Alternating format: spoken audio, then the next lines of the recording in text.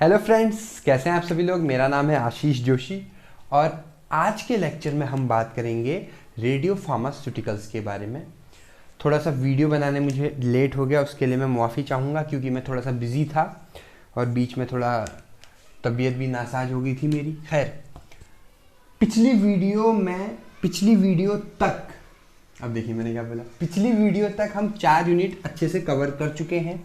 देखिए, आज के लेक्चर स्टार्ट करने से पहले एक इम्पोर्टेंट बात मैं आप सभी को बताना चाहूँगा। फर्स्ट सेमेस्टर, ठीक है, फार्मास्यूटिकल इनऑर्गेनिक केमिस्ट्री या बी फार्म हो या डिप्लोमा हो, कोई भी हो। देखिए, अगर सिलेबस के हिसाब से आप चलो, क्योंकि एग्जाम्स आने वाले हैं आपके, ना आपके पास ज़्यादा टाइम है पढ़ने का और ना मेरे पास ज़्यादा टाइम है पढ़ाने का। ठीक है, मैं पढ़ा तो लूँगा, फिर आप उसको कवर नहीं कर पाओगे। तो अगर आप 4 यूनिट, पहली दूसरी 4 यूनिट अच्छे से पढ़ के जाएंगे तो आप एकदम क्लियर पास हो जाएंगे। इन द सेंस पास, मैं पासिंग मार्क्स की बात नहीं कर रहा हूँ, अच्छे मार्क्स से पास हो जाएंगे। क्यों? क्योंकि उसके पीछे एक लॉजिक है। आप देखिए, रेडियो आइसोटोप से सिर्फ एक क्वेश्चन आता है 2 नंबर का, 1 या 2 क्वेश्चन आते हैं 2 मार्क्स के। ठीक है, जब से सिलेबस चेंज हुआ है मैं तब की बात कर रहा हूँ। आपको पता है ऑल इंडिया लेवल पे अब सिर्फ एक ही सिलेबस चलता है, बी फार्मा का। ठीक है, I am talking about B pharma. अच्छा, दूसरी चीज, जो लॉन्ग आंसर टाइप क्वेश्चन आते हैं 7 मार्क्स के या 10 मार्क्स के जो क्वेश्चन आते हैं, उसमें जो रेडियो फार्मास्यूटिकल्स है, जो लास्ट यूनिट है, उसमें से 1 या 2 क्वेश्चन आते हैं, लेकिन वो ऑप्शन में आते हैं, ऑप्शनल क्वेश्चन आते हैं। तो बजाय उसके, अब देखिए आपके पास 2 ऑप्शन है। अब बताइए, पहला ऑप्शन क्या है कि आप जो है या तो किसी एक चीज को आप 100% पढ़िए या 100 चीजों को आप 1% पढ़िए। तो ज्यादा फायदा किस में होगा? पेपर की बात कर रहा हूं मैं, पेपर पॉइंट ऑफ व्यू की, इसमें कि आपको थोड़ा थोड़ा सब पता है। अब एक टॉपिक में आप रिस्क मार के गए हो कि आपको उसका 100% पता है। अगर एग्जाम में, अब देखिए मैं क्या बोलूंगा, अगर एग्जाम में यही टॉपिक नहीं आया तो आप लुढ़क जाएंगे ना। Getting my point? तो हम क्या कर रहे हैं, हम इस स्ट्रेटजी से चल रहे हैं। और इसमें भी हमने, देखिए आपके पास है 4 यूनिट। यूनिट फर्स्ट है आपकी, जिसमें आपका टेस्ट वगैरह, इंप्यूरिटीज प्रोफाइल है पूरी। ठीक है, उसमें आईपी वगैरह है। ठीक है, उसके बाद आईपी को अगर आप वो भी कर दो तो इंप्यूरिटी से सोर्सेज ऑफ इंप्यूरिटीज है, लिमिट टेस्ट हैं, वो आपको मैंने अच्छे से करवा दिए हैं। ठीक है, फिर बात आई यूनिट सेकेंड की। यूनिट सेकेंड में आपके 3 पार्ट हैं। पहला पार्ट है एसिड बेस एंड बफर, अच्छे से करवा दिया। दूसरा पार्ट है मेजर एक्स्ट्रा और इंट्रासेल्यूलर इलेक्ट्रोलाइट्स, करवा दिया। तीसरा है डेंटल प्रोडक्ट, करवा दिया। अब है यूनिट थर्ड, इसमें सिर्फ एक है, गैस्ट्रो इंटेस्टाइनल ट्रैक्ट। उसमें आपके एजेंट्स हैं। ठीक है, कैथार्टिक्स है, अपना एंटीमाइक्रोबियल्स है शायद, हाँ, और उसमें इमेटिक्स है, हेमेटिनिक्स हैं, नहीं, इमेटिनिक्स और हेमेटिनिक्स तो शायद 4th यूनिट में। मतलब कहने का मतलब है कि जीआईटी से रिलेटेड जो भी कुछ मेजर चीजें, एंटासिड है, एसिडिफायर्स हैं, ठीक है, कैथार्टिक्स है, ये आपका यूनिट थर्ड में आ गई। फिर बाकी बची यूनिट 4।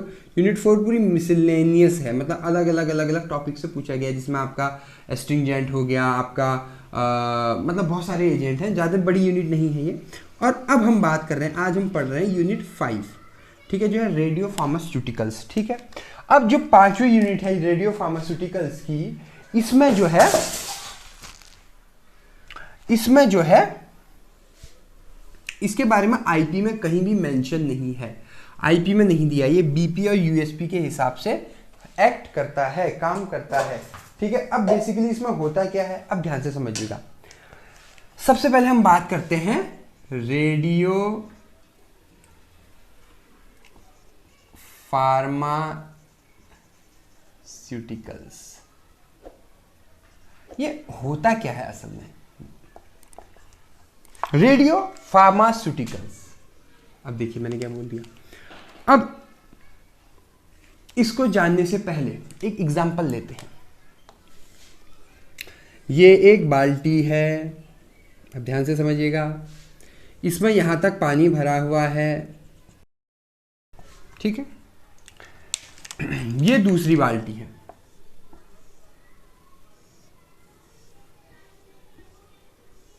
और इसमें यहां तक पानी भरा है बस, ठीक है। ये ए बाल्टी, ये बी बाल्टी। अब ए को आप लेके चल रहे हो, ठीक है, और गलती से क्या हो गया है, ए को आप लेके चल रहे हो बाल्टी, और गलती से थोड़ा सा हिल गई है बाल्टी। तो इससे क्या होता है, अब आपको पता है अरे बाल्टी तो हिल गई, आप बाल्टी को रख दोगे। जैसे आपने बाल्टी रखी तो उसका पानी कैसे करता है, कभी इधर कभी इधर कभी इधर कभी इधर, ऐसे घूमता है, ठीक है। थोड़ा पानी यहाँ से गिरेगा, थोड़ा पानी यहाँ से, फिर दोबारा पानी यहाँ से, फिर पानी यहाँ से, मतलब बाहर गिरने लगता है पानी, ठीक है। और अगर इसको भी आप चलाते चलाते हल्का सा ये हिल गया तो इसके अंदर जो पानी है वो भी हिलता है इधर उधर, लेकिन वो बाहर नहीं गिरता है क्योंकि वो पानी कम भरा हुआ है, ठीक है। सेम ऐसे ही ये आपने ये एग्जांपल समझ लिया तो रेडियो आइसोटोप आप समझ गए। अब देखिए मैंने क्या बोल दिया, अगर आपने ये एग्जांपल समझ लिया इसका मतलब रेडियो आइसोटोप आपको पता चल गया। कैसे?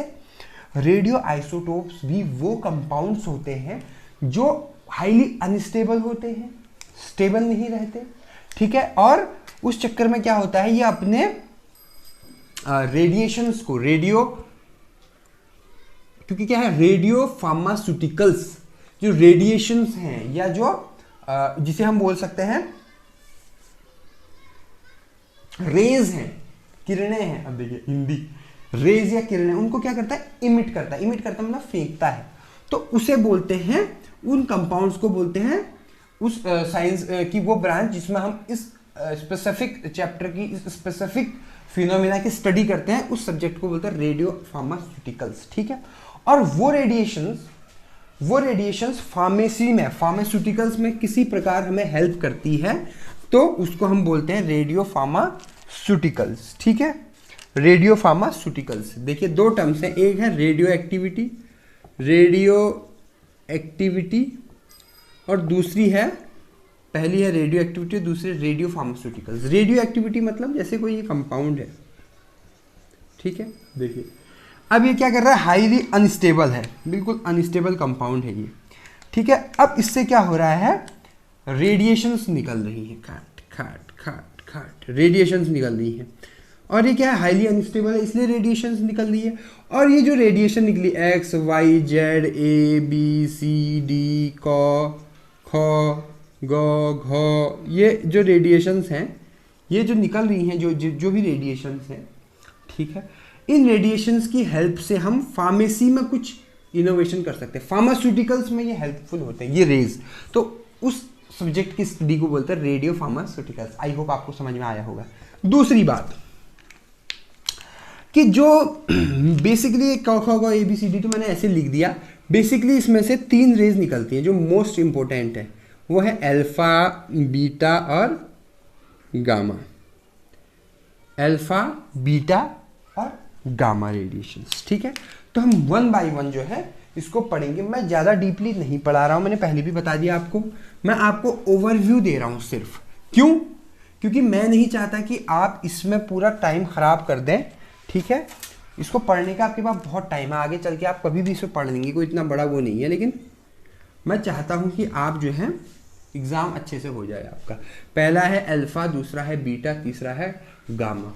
मैंने आपको नोट्स दे रखे हैं, नोट्स में सब कुछ मेंशन है, बस मैं आपको ऐसे पढ़ा रहा हूँ ताकि आपको ओवरऑल आप भूले ना वहाँ। पहला है देखिए अल्फा। अल्फा क्या होता है, अल्फा बहुत हैवी कंपाउंड, सबसे ज़्यादा हैवी, अगर हम साइज की बात करें तो सबसे हैवी कंपाउंड होता है अल्फा। उसके बाद होता है थोड़ा कम बीटा और सबसे छोटा होता है गामा। अब देखिए अल्फा बीटा गामा, अब ये समझ गए आप, तो आप सब समझ जाएंगे कैसे। देखिए ये अल्फा अगर हैवी है तो ये क्या करते हैं, रेज क्या करते हैं, जाते हैं पेनिट्रेट करते हैं। फॉर एग्जाम्पल ये कोई ऑब्जेक्ट है, कोई भी ऑब्जेक्ट है, ये इसको पेनिट्रेट करना है, तो ये अल्फा अगर जाएगा, क्योंकि ये तो बड़ा है, तो अब देखिए इसको कैसे समझेंगे आप, इसका एग्जांपल देखिए। जो बड़े, जो हैवी, आपने किसी को हैवी वजन दे दिया, फॉर एग्जांपल मैंने किसी बंदे से बोला अब तू मेरे साथ रेस करेगा, अब ध्यान से समझिएगा, मैंने उसको 10 किलो का एक बैग दे दिया और अपना मैं ऐसे ही घूम रहा हूँ, मैंने उससे कहा चलो रेस करते हैं, तो वो क्या ज़्यादा देर तक भाग पाएगा, ज़्यादा दूर तक भाग पाएगा? नहीं भाग पाएगा, वो थक जाएगा। तो ये जो अल्फा होते हैं ये जल्दी थक जाते हैं, इनकी पेनिट्रेटिंग पावर बहुत कम होती है, यहीं पर जाके थक जाता है, स्टॉप हो जाता है। क्यों? क्योंकि ये क्या है, ये बहुत हैवी कंपाउंड है। ठीक, अब चूंकि ये हैवी कंपाउंड है तो इसकी एनर्जी भी ज़्यादा है, जितना ज़्यादा हैवी उतना माल है उसके अंदर। ठीक है, तो इसका मतलब उसकी एनर्जी क्या है, हाईली एनर्जेटिक। ठीक है, इसको हम हीलियम के साथ भी कंपेयर करते हैं, क्योंकि इसको ऐसे लिखते हैं, अगर अल्फा की बात करें तो 2 और यहाँ मास आ जाता है, या नंबर आता है या मास आता है, तो आपको पता ही है। खैर, तो अब क्या होता है, ये इसको पेनिट्रेट कर देता है, इतना ही। दूसरा है बीटा। देखो बीटा खुद में बहुत बड़ा टॉपिक है, लेकिन बीटा के बारे में समझना ये जरूरी है कि बीटा जो है ज़्यादा दूर तक नहीं जाता, बीटा जो है सिर्फ इससे थोड़ा ज़्यादा, अल्फा से थोड़ा ज़्यादा, मतलब मीडियम सा रहता है बीटा, बस ज़्यादा नहीं जा पाता वो भी। ठीक है, क्योंकि वो थोड़ा सा हैवी है और इसकी जो एनर्जी होती है वो मीडियम सी रहती है, लेकिन ये किसी के साथ भी रिएक्ट करता है, कुछ भी करता है, तो ये उसके सामने वाले कंपाउंड के एटॉमिक मास को जो है कुछ भी चेंज नहीं कर सकता। बल्कि लेकिन जो अल्फा होता है, अल्फा क्या होता है, अल्फा जैसे ही जा रहा है वो सबको क्या करता है, चार्ज देते हुए जाता है। कैसे? जैसे अल्फा यहाँ से गुजर रहा है, अब ध्यान से समझिएगा सिनेरियो, यहाँ से अल्फा इधर गुजर रहा है, ठीक है, इसको पेनिट्रेट कर रहा है बेचारे को। ठीक है, तो यहाँ पर अल्फा का कोई वे है, एक मार्ग है, यहाँ पर बहुत सारे जो हैं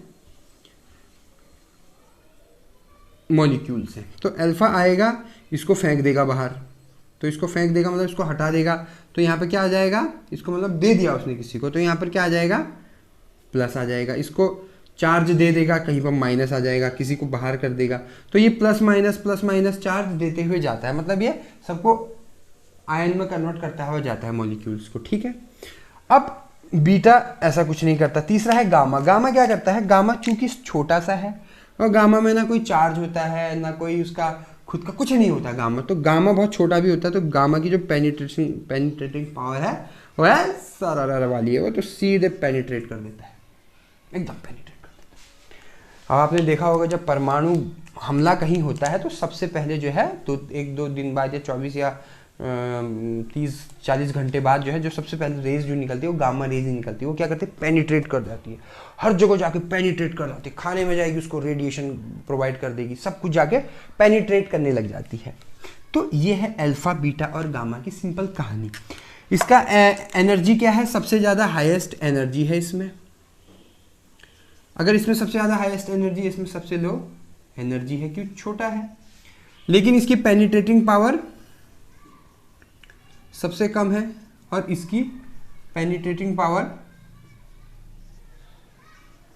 क्या है, सबसे ज़्यादा है। ठीक है, इसकी मीडियम है, ये बीच में है तो ये बीच में ही रहेगा, ये मीडियम रहेगा इसका। हालांकि इसमें और भी बहुत कुछ बड़े बड़े टॉपिक हैं, लेकिन मैं इतना ही कवर कर रहा हूँ। क्यों? क्योंकि आपके दिमाग में फट चीज़ें क्लिक कर जाएं कि अल्फा क्या है, हैवी। अब वो ज़्यादा देर तक पेनिट्रेट नहीं कर पाएगा, लेकिन क्योंकि वो हैवी है, उसके पास ज़्यादा माल है, तो उसकी एनर्जी, उसमें ज़्यादा एनर्जी है, ज़्यादा ताकत है। एक को इधर फेंकेगा एक आयन को, यहाँ उसको आयन बना देगा मॉलिक्यूल को, इधर आयन उसको इधर वो करेगा, पॉजिटिव कर देगा, किसी को नेगेटिव कर देगा, ऐसे करते हुए जाता है। और वैसे ही गामा है, गामा को किसी से कोई मतलब नहीं, गामा फकीर आदमी है, चुपचाप चलते रहेगा, लेकिन जब चलेगा तो पूरा ऑब्जेक्ट ही चीर देगा जहाँ से उसको जाना है। ठीक है, इसकी जो गति होती है, ठीक है, ये मतलब जो इसका जो स्पीड होती है वो समहाउ लाइट की स्पीड के बराबर इसकी वेलोसिटी होती है। ठीक है, बहुत तेजी भी गामा रेडिएशन फैलते हैं। रेडिएशंस क्या क्योंकि ये रेडिएशंस है तो क्या ये हमारे लिए हार्मफुल होते हैं? समहाउ अगर किसी को एलर्जी है, ठीक है, प्रेग्नेंट है कोई, ठीक है, अभी अभी नया नया बच्चा हुआ है, ठीक है, और उसको ब्रेस्ट फीडिंग करवानी है, दूध पिलाना है माँ को, ठीक है, तो भी हम रेडिएशन का ट्रीटमेंट, रेडिएशन की थेरेपी नहीं देते, उसको रेडिएशन नहीं डालते हैं। ठीक है, और रेडिएशन भी अगर डालेंगे तो बहुत कम अमाउंट में हम ऐसे लोगों को रेडिएशन डालते हैं जो प्रेग्नेंट ना हो और ब्रेस्ट फीडिंग ना करा रहे हो, उनको किसी चीज़ से एलर्जी ना हो इन रेडिएशंस वगैरह से, उनको हम बहुत कम 0.0001% के अमाउंट में, ठीक है, कुछ औंस इसे बोलते हैं, बहुत कम अमाउंट में हम जो है क्या करते हैं, रेडिएशंस देते हैं।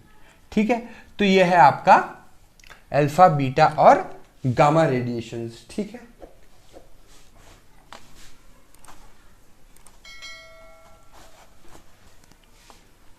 अब हमारा दूसरा टॉपिक है measurement of radio activity.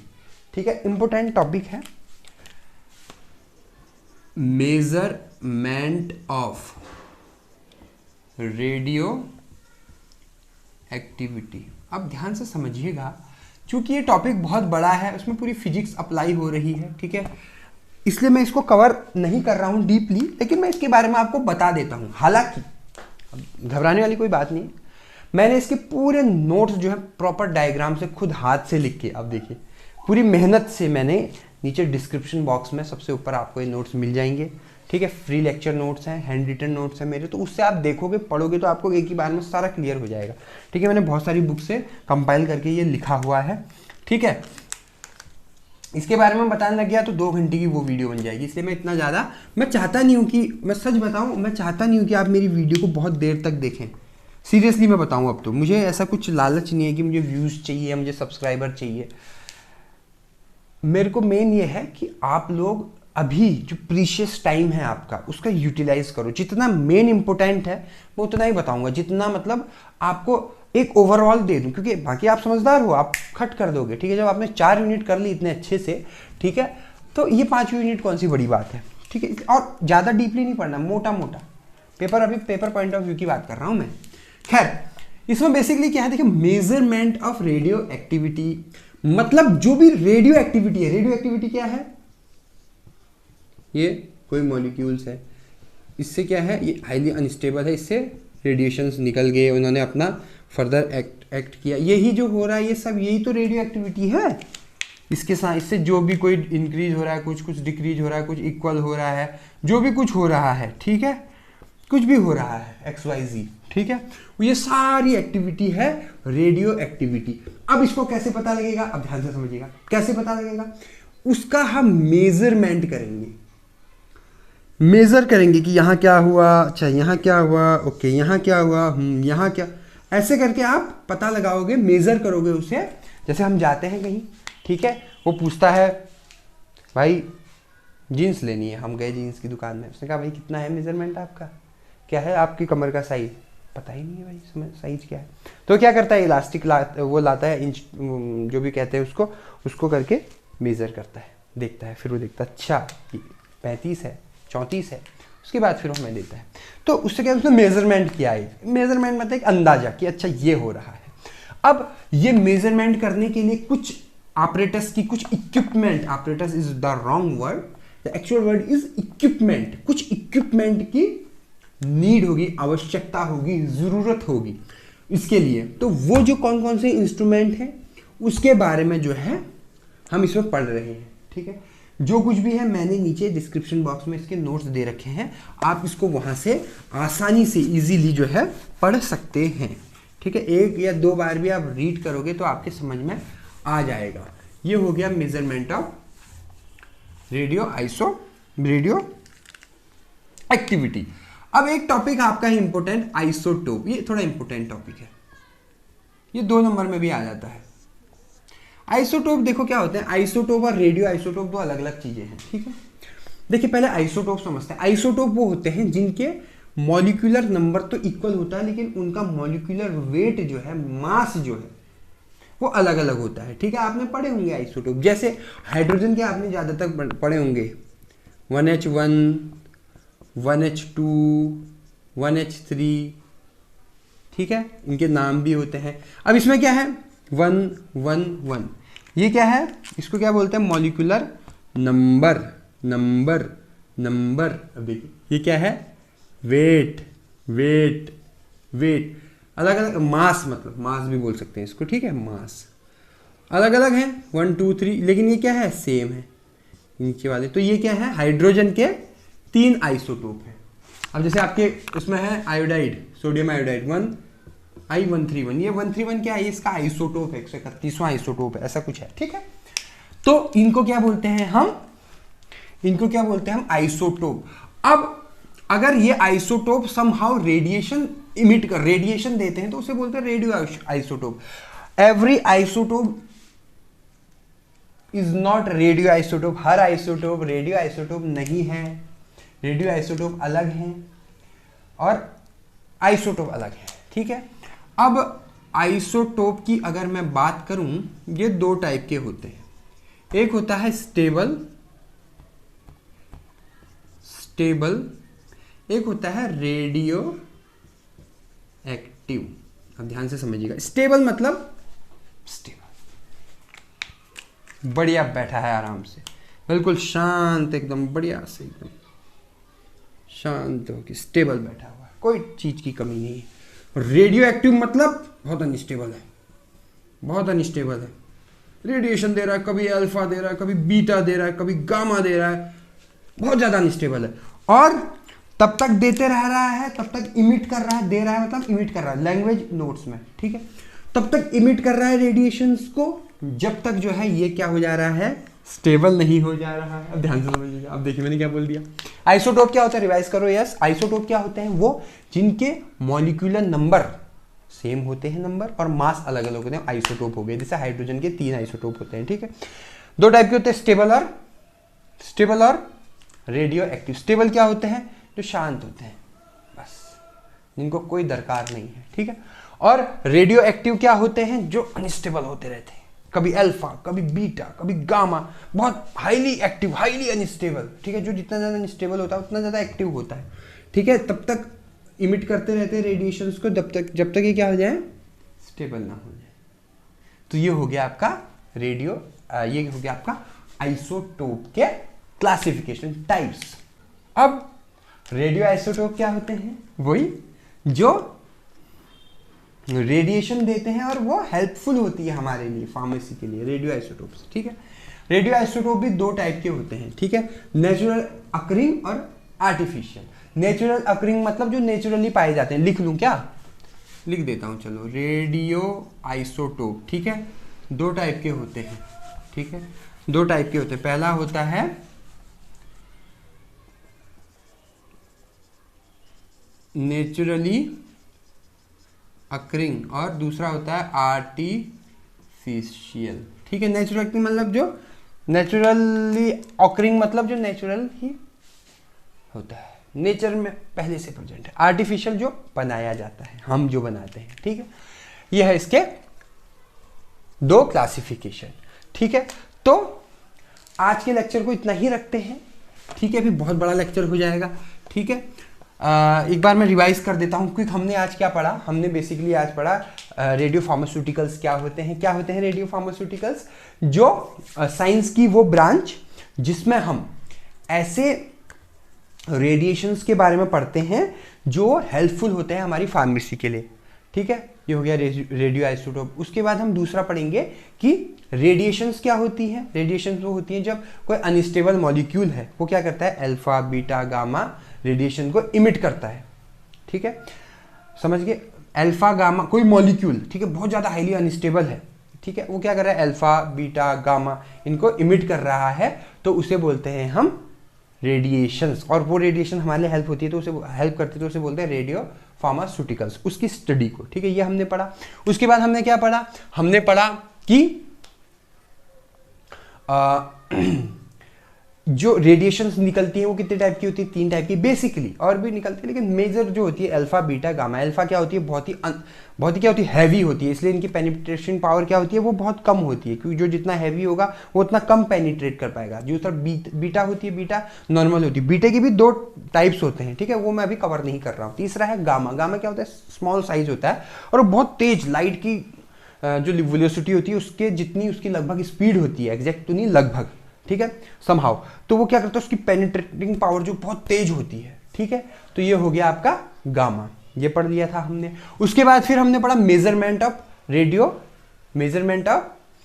Activity. ठीक है, जो रेडियो एक्टिविटी होती है उसको हम कैसे मेजर करते हैं, उसके लिए कुछ इक्विपमेंट हैं, वो मैंने नोट्स में सारे दे रखे हैं, इवन डायग्राम भी दिया हुआ है। आप उससे पढ़ोगे आपको वो क्लियर हो जाएगा।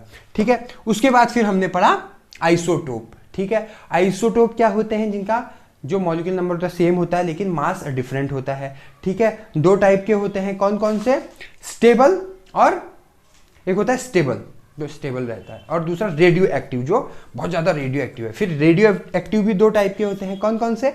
नेचुरल ऑकरिंग और आर्टिफिशियल, दो टाइप के होते हैं। ये चीज़ हमने आज पढ़ी। आई होप आपको मेरी ये वीडियो पसंद आई होगी। अगर आपको मेरी वीडियो पसंद आए तो मेरे चैनल को सब्सक्राइब कीजिएगा, बेल आइकन पे क्लिक कीजिएगा। आपने मुझे इतना वक्त दिया उसके लिए बहुत बहुत धन्यवाद। Thank you so much.